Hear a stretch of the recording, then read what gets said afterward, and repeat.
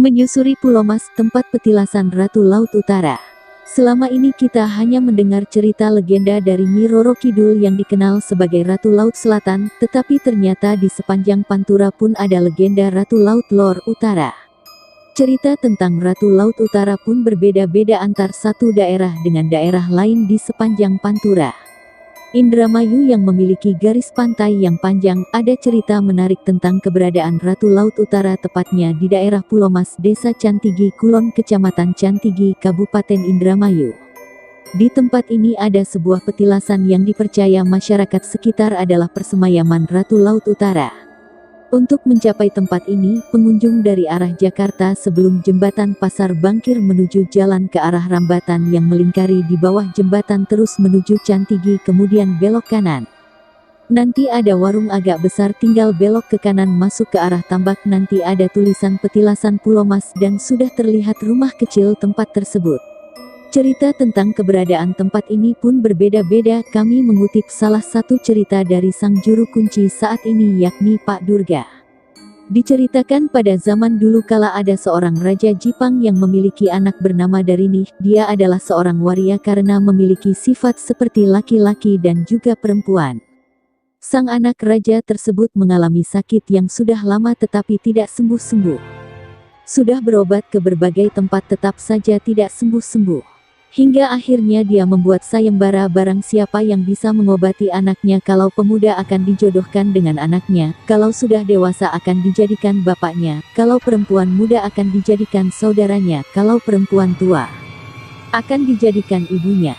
Tapi setelah mengucap kata-kata tersebut di hadapan anak dan prajuritnya, tiba-tiba ada suara tanpa rupa yang berkata bahwa yang akan menyembuhkan penyakit anaknya adalah seseorang yang berasal dari tanah Jawa. Ternyata yang bisa menyembuhkan putri raja tersebut adalah Pangeran Cakrabuana. Awalnya Cakrabuana akan pergi ke Tanah Suci Mekah, tetapi adiknya Kian Santang ingin ikut serta dengan kakaknya. Pangeran Cakrabuana hanya mengambil pelepah kelapa untuk dijadikan kendaraan untuk pergi ke Tanah Suci Kare. Nah, kesaktiannya. Sampai di sana setelah menunaikan ibadah, ternyata adiknya Kian Santang kepincut dengan wanita dari Tanah Suci, anaknya Syekh Mudakin. Kian Santang tinggal di Tanah Suci sementara kakaknya Pangeran Cakrabuana kembali ke Tanah Jawa. Di tengah perjalanan menuju ke Tanah Jawa, pelepah kelapa yang digunakannya terhempas angin dan ombak besar hingga sampai di pesisir kerajaan Jipang. Tiba-tiba keanehan terjadi, anak Raja Jipang yang sakit lama tersebut tiba-tiba sembuh. Darini segera menemui ayahnya dan mengatakan kabar gembira tersebut. Sang raja lalu memerintahkan prajuritnya untuk mencari orang Jawa yang ada di Tanah Jipang. Setelah dicari-cari akhirnya ketemu juga bahwa orang Jawa tersebut adalah Pangeran Cakrabuana. Akhirnya Pangeran Cakrabuana yang baru menyisir pantai daerah tersebut dipanggil raja ke istana. Dia menjelaskan bahwa dirinya pernah berkata bahwa barang siapa yang bisa menyembuhkan anaknya, kalau pemuda akan dijodohkan dengan anaknya, kalau sudah dewasa akan dijadikan bapaknya, kalau perempuan muda akan dijadikan saudaranya, kalau perempuan tua akan dijadikan ibunya. Pangeran Cakrabuana akhirnya mengiyakan bahwa Nyi Darini diangkat menjadi anaknya.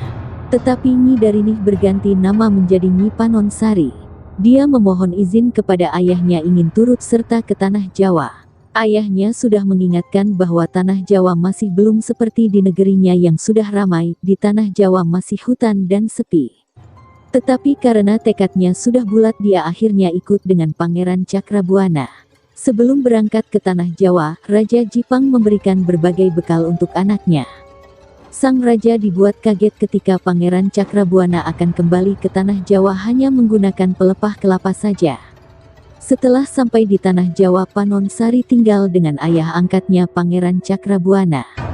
Setelah sekian lama, lagi-lagi dia terkena penyakit gatal-gatal di sekujur tubuh. Panonsari kemudian mengeluh kepada ayah angkatnya bahwa penyakitnya tidak sembuh-sembuh. Cakrabuana menyarankan Panonsari untuk melakukan bertapa mengambang di air. Panonsari bingung bagaimana caranya bertapa mengambang di air, akhirnya dibuatkan sampan kecil seperti lesung. Cakrabuana menyiapkan 7 bekal untuk anak angkatnya bertapa mengambang di air tersebut, yakni sampan sendiri, payung, Gambang, kayu dengan ujung seperti ketepel, jangkar tambang emas, bokor dan bambu. Saat sedang bertapa di sampan dia hanya mengikuti arah angin, angin ke barat sampan ke barat, angin ke timur ikut ke timur. Panon Sari melihat seperti laut semakin dangkal, kemudian dia mengambil bambu untuk menjajal kedalamannya tetapi ternyata masih dalam. Besok suatu hari daerah ini diberi nama Tanah Timbul. Kemudian dia melanjutkan tapanya lagi, tiba-tiba sampannya semakin ke darat dan membuang jangkarnya kembali es. Ambil menabuh Gambang. Dia menghentikan permainan musik gambangnya karena waktu salat telah tiba. Dia pun mengambil bokor untuk berwudu, tetapi saat mengambil air ada udang yang terbawa ke dalam bokor. Ternyata udang tersebut bisa berbicara. Dia berkata, "Duh Gusti, saya sedang enak-enaknya menikmati alunan musik, tiba-tiba terhenti dan saya masuk ke dalam bokor." Panon Sari mohon maaf kepada udang dan untuk mengenangnya suatu hari nama daerah tersebut diberi nama Kalen Urang. Setelah itu dia pun melakukan salat di atas sampan. Hari berikutnya sampannya terbawa ke angin hingga mendekati daratan, kemudian dia menabuh Gambang, tetapi saat enak-enaknya menabuh Gambang alat untuk menabuhnya jatuh ke laut. Lalu dia pun berucap bahwa suatu saat nanti di sini akan jadi kebuyut tempat petilasan, buyut ronggeng. Tidak heran bagi penyanyi, dalang atau musisi yang ingin terkenal, biasanya mereka mengunjungi tempat ini. Panon Sari orangnya senang sekali dengan menyanyi. Saat sedang menyanyi waktu salat telah tiba. Kemudian dia pun mengambil bokor kembali untuk mengambil air wudhu, tetapi tiba-tiba bokornya mengenai kepala buaya putih.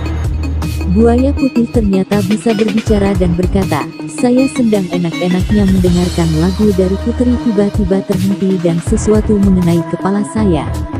Lalu Puteri Panon Sari meminta maaf kembali, kemudian berucap suatu saat nanti daerah ini akan diberi nama Kalen Kombaya. Saat sedang mengarungi sampan kembali, tiba-tiba angin dan ombak besar menerpa sampannya Panon Sari. Lalu dia melemparkan jangkarnya, tetapi karena kuatnya gelombang dan angin jangkar tersebut putus. Maka dia pun berujar suatu saat daerah ini disebut dengan jangkar tambang emas. Saat sedang masuk waktu salat lalu dia pun segera mengambil bokor untuk mengambil air wudhu. Saat membasuh telinga tiba-tiba antingnya jatuh ke laut. Karena tidak etis menggunakan anting sebelah, akhirnya dia membuang anting yang sebelahnya lagi, kemudian dia berucap bahwa suatu saat nanti tempat ini dinamakan Pulau Mas. Saat itu air laut sedang surut sehingga kelihatan dasarnya. Karena jangkarnya sudah tidak ada, sebagai pengganti jangkar kemudian dia menggunakan payung pemberian Pangeran Cakrabuana ayah angkatnya untuk menjajaki kedalaman dasar laut tersebut. Karena tempat tersebut memang dangkal maka dia pun berucap suatu saat diberi nama Buyut Paninggeran. Lalu Panon Sari turun ke pantai sambil jongkok atau bahasa Jawanya jentul sendirian. Sambil menikmati keindahan alam ciptaan yang maha kuasa dan merenungi nasib dirinya yang belum sembuh dari penih akit gatal-gatalnya. Maka dia pun berucap suatu saat nanti jika daerah ini ada maka diberi nama Buyut Kuntul. Barang yang tersisa pemberian dari Cakrabuana hanya tinggal bokor. Kemudian bokor tersebut dipendam di dalam tanah berpasir. Maka dia pun berucap suatu hari nanti tempat ini akan diberi nama Buyut Bokor Kencana. Setelah mengubur bokor tiba-tiba penyakit yang diderita selama bertahun-tahun tersebut akhirnya sembuh total. Sang putri pun berucap suatu hari nanti tempat ini akan diberi nama Buyut Karas, maka tidak heran tempat ini sering dikunjungi oleh pengunjung yang memiliki penyakit tidak sembuh-sembuh, dengan izin Allah akan sembuh. Selepas sembuh dari penyakitnya kemudian dia menyeberangi rawa, tetapi tiba-tiba kakinya merasa gatal-gatal.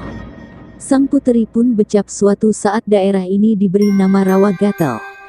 Tapi perlu diingat bahwa Rawa Gatel ada juga di Cirebon, tetapi tentunya ceritanya berbeda dengan Rawa Gatel yang ada di Cantigi Indramayu. Setelah sembuh total dia kembali ke Cirebon menemui ayah angkatnya Pangeran Cakrabuana. Dia kaget karena melihat ada seorang wanita yang cantik jelita menemuinya. Panon Wati langsung berkata, "Bapak, ini saya Panon Sari, anak angkat Bapak." Pangeran Cakrabuana kemudian berucap, "Oh ini Panon Wati, kamu sekarang cantik jelita. Karena kamu sudah sehat ken cantik kembali maka ayah memberi nama Nyi Mas Gandasari." Ada banyak nama lain dari Panon Sari yakni Nyi Mas Ronggeng, Nyi Mas Ketuk, Nyi Mas Kencana dan lain-lain. Cerita mengenai Pulau Mas memang banyak versinya. Tetapi masyarakat sekitar menganggap bahwa Ratu Panon Sari merupakan Ratu Laut Utara yang bersemayam di tempat tersebut. Tempat ini sering dikunjungi oleh pengunjung tidak hanya dari daerah Indramayu tetapi juga dari daerah lain. Pulau Mas banyak yang beranggapan bahwa tempat ini sebagai tempat pesugihan. Tetapi Pak Durga sebagai juru kunci Pulau Mas menyanggah hal itu. Dirinya sebagai orang yang sering mendengarkan berbagai keinginan dan harapan pengunjung ke tempat itu sudah mengingatkan jika ada pengunjung yang berniat melakukan pesugihan. Semua tergantung kepada niat pribadi masing-masing. Jika dirinya percaya akan hal itu maka biasanya terwujud, tetapi yang tidak percaya maka tidak akan terwujud. Pak Durga berpesan bahwa zat yang mengabulkan semua keinginan manusia adalah Allah SWT, manusia tidak bisa berbuat apa hanya sebagai perantara. Dia mengibaratkan bahwa dimanapun manusia hidup biasanya ada dua sisi baik dan buruk, begitu juga saat mengunjungi tempat-tempat seperti ini. Ada orang yang ingin mendapatkan kekayaan, pangkat, keturunan, dan lain sebagainya dengan cara yang lurus, ada juga dengan cara yang bengkok, tergantung individunya.